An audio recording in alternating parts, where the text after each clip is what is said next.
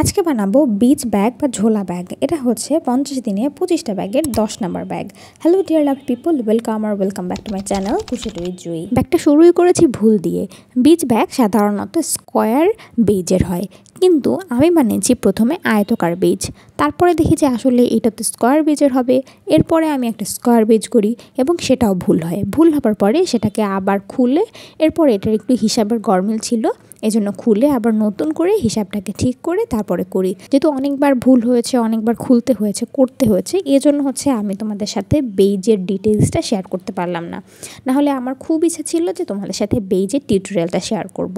যেহেতু আমার হাতে সময় খুবই কম, তাই ভুল হওয়াতে আমি আরও অনেক বেশি সময় লস করে ফেলেছি, যার কারণে তোমাদের সাথে টিউটোরিয়াল করতে পারলাম না। কিন্তু এটা দেখো একদম ইজি পিজি একটা স্কোয়ার, যেভাবে আমরা গ্র্যানি স্কোয়ার করি ঠিক সেইভাবেই। তোমরা চাইলে সিম্পল যে গ্র্যানি স্কোয়ারটা আমরা করি সেটা দিয়েও বেজটা বানিয়ে নিতে পারো। আমি এখানে ব্যাগের অল ওভার বডির সাথে মিল রাখার জন্য এভাবে করেছি। তোমরা চাইলে সিম্পলি বা ভরাট করে যে কোনোভাবে বেজটা তৈরি করে নিতে পারো।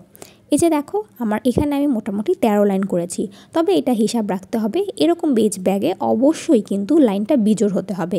আমার এখানে টোটাল 13টা লাইন আছে। এবার তোমাদের বিজোড় সংখ্যার কারণটা বুঝিয়ে বলি। কারণ দুই পাশ থেকে আমরা 6টা পর্যন্ত সিম্পলভাবে ডাবল কুশি ওয়ান চেইন দিয়ে করে নিয়েছি।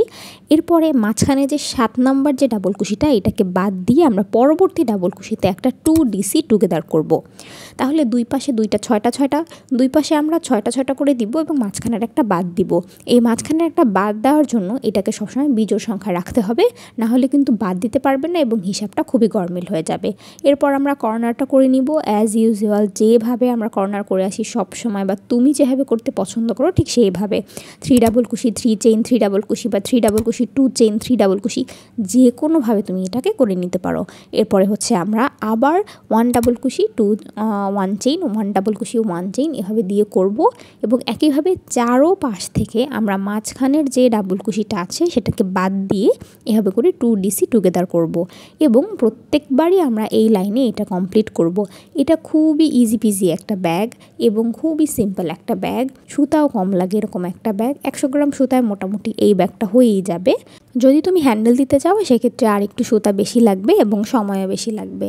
তো এভাবে করে আমরা যেখান থেকে ডিক্রিজ করছি সেখান থেকে ডিক্রিজ করতে থাকবো এবং নর্মালি বাকি ব্যাগটা করতে থাকবো।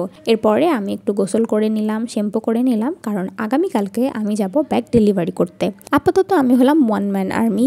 আমি নিজেই ব্যাগ সেলাই করি, নিজেই ব্যাগের অর্ডার নিই, নিজেই কোম্পানিতে যাই, সব কিছু দেখা গেছে একা একা নিজেরই করতে হয়। কারণ বিজনেসের শুরুটা আসলে এভাবেই হয়, তোমাকে একাই তোমার জন্য লড়াই করতে হবে। যাই হোক, এরপর হচ্ছে দুপুরে লাঞ্চটা করে নিলাম। লাঞ্চে ছিল সয়াবিন আর আলুর একটা তরকারি। এটা ছিল ইতিহাসের সর্বশ্রেষ্ঠ আমার হাতের রান্না। প্রথমবারের মতো আমি নিজে রান্না করেছি এবং এটা অনেক মজা ছিল। খেয়ে উঠেই আবার কাজে বসে পড়লাম। অল্প একটু বর্ডারের কাজ বাকি আছে, যেটা হলে আসলে ব্যাগ পুরোপুরি কমপ্লিট হয়ে যাবে। আমার না কাজ যখন শেষের পথে আসে তখন আমার হাত এত দ্রুত চলে, আমি প্রথম একটু স্লো হয়ে যায়, কিন্তু যখন শেষ হয়ে আসে কাজটা তখন আমার হাত মানে একদম মেশিনের মতো চলতে শুরু করে, মনে হয় যেন এখনই শেষ হয়ে যাবে। আর আমার সাজুগুজু দেখে কিছু মনে করো না, কারণ আমি রেডি হয়েছি রিল শ্যুট করার জন্য। যেহেতু আমার কাছে টাকা শেষ, তাই আমি এই 10টা ব্যাগ ডেলিভারি করব এবং এটার পেমেন্ট নিয়ে আসব। এরপরে আমি আবার বাকি ব্যাগগুলো তৈরি করব এবং সেগুলো আবার ডেলিভারি করব। আর এখানে অল্প একটু সুতো থেকে গেছে, যেটা থেকে আসলে একটা রো কমপ্লিট হচ্ছিল না, তাই আমি এটা ইউজ করতে পারিনি। তো এই ছিল ব্যাগের ফাইনাল লুক। তোমরা বারবার বলছিলে ব্যাগের টিউটোরিয়ালের জন্য। যেহেতু আমার কাছে সময় খুবই কম, তাই আমি ডিটেলসে টিউটোরিয়াল দিতে পারলাম না, বাট ছোটো করে টিউটোরিয়াল দিয়েছি। আশা করি তোমরা বুঝতে পেরেছো এবং তোমাদের কাছে কেমন লেগেছে অবশ্যই কমেন্টে জানাবে। তো please like, comment and subscribe to my channel. Tata, Siya.